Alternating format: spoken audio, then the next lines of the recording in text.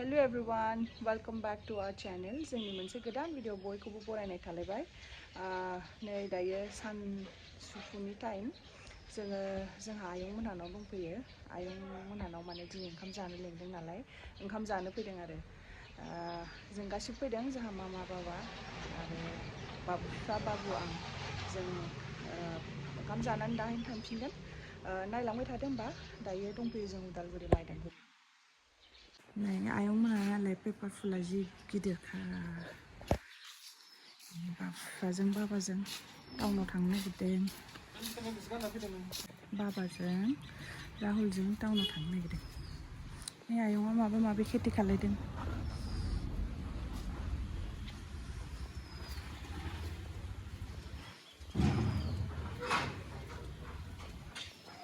नै बेहाय बाथौ दं आयं मोनहानि।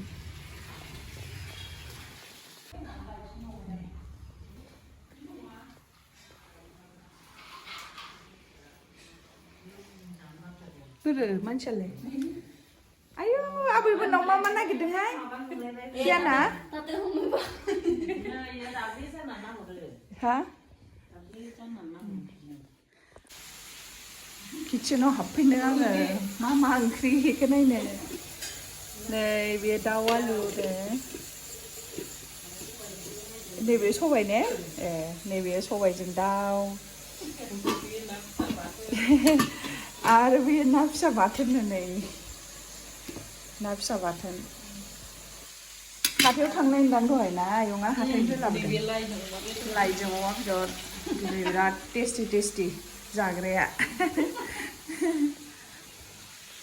बेहायथ' रावबो थालान्दां ने आयं थायो ए अ नै गियाना गेलेगासिनो न'आव फैनानै एसे सोमफैबाय गियाना।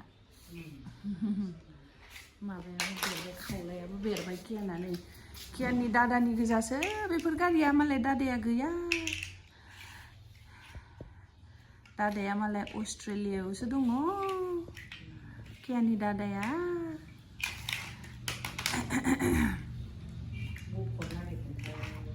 गियाननि गियाननि नङा दादानिसो।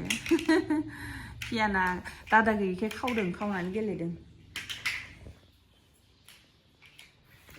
गुड मर्निं लोगोफोर, दिनै मोनसे गोदान दिन। मैयाथ' आयं मोननाव आलासि जाहैबाय नालाय दिनै नै न'आव फैलायबाय जोंहानियाव। दायो साहा लोंखांबाय बाबुआबो ब्रेकफास्ट जाखांबाय। बिनि उनाव जोंहा बेहाय मासे डगि दं नालाय बेनो ओंखाम होदों ना गियाना। नैलाय मा होनदों मा सैमा होनदों बेयो जार्मान शेफार्ड क्रससो नामा क्रससोनो आरो देरबाय फिसा लाबोनायमोन। गियाना बेखौनो नायगासिनो। दायो माइ माबानायनि बोथोर नालाय नै जिगाबखौ माबानो मोनाखै बैथिं नै जोसानो बाखिखौ माबाजोब्बाय आरो माखासेयाथ' दुब्लियावनो दंबावोनो दाबो लाबोजोबाखै। खेथि खालायो नालाय न'आव जोंहाबो। नै सुबिनाया बारान्दा सिबगासिनो। जोंहा एकदम फुराना न' दङ गोदो आबै आबौ थाग्रा न'।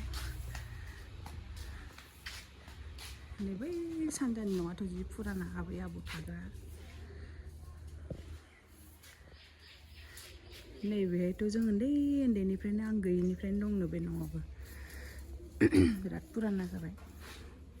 बेफोरो गोदान आरो दा लुनाय। थांगोन दुब्लियाव थांगोन।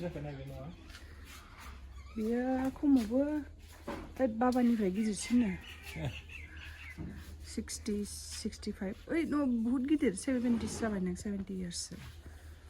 ओमफ्राय बे मा माइ बेयो? बियो माबा जोसाया गोसोम जायो माइआ। मा जाथाय मिथिया। थादों बाबुआ मानबायनाया नै पाक्कायावनो थानो नागिरो। गियाना फैनानै गामिनि बय जाफैबाय गामिनि भिलेज बय जाफैबाय। भिलेज बय जानांगौबो ना टाउननिल' जाबाय थायो होमबा ना गियान हा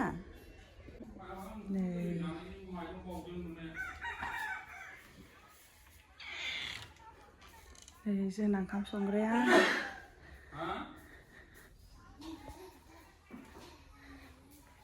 नैबे डाइनिं एरिया फ्रिज माइरं बस्ता दंजोबोहाय नै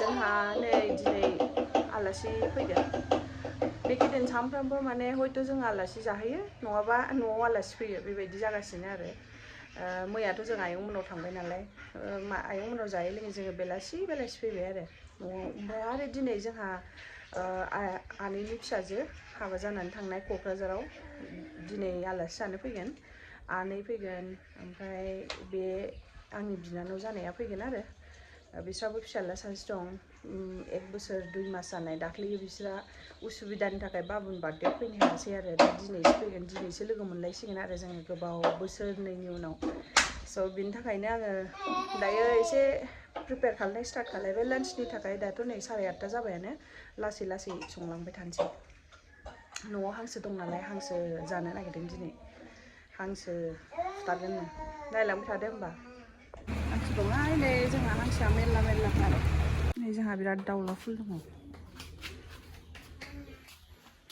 जि बारखादों नैबेबो देरबाय फुलफ्रा गासिबो रानलांजोब्बाय गोदान गायफिननांसिगोन आं थांनाय बोसोराव गायना गालांनायफ्रा गैस्राला गाज्रि जाजोब्बाय नै रस फ्लावार आरो बैथ' मामाया फुजा होगासिनो दिनै बिस्थिबार नालाय बिस्थिबाराव फुजा होयो हयथ' दुन्दियासो गायदों बिसोरना जोंना जिस्काया स्कुलनिफ्राय फैबाय जिस्का बिथिं नायलाय हेल' हाय होनलाय हाय बेसेबां बोसोर जाखोमोनलाय नोङो हाउ ओल्ड आर इउ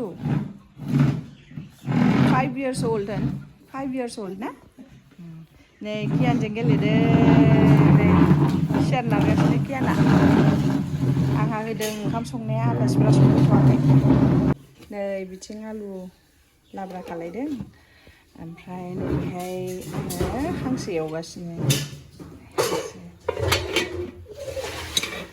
होबाय आरो नै बिथिं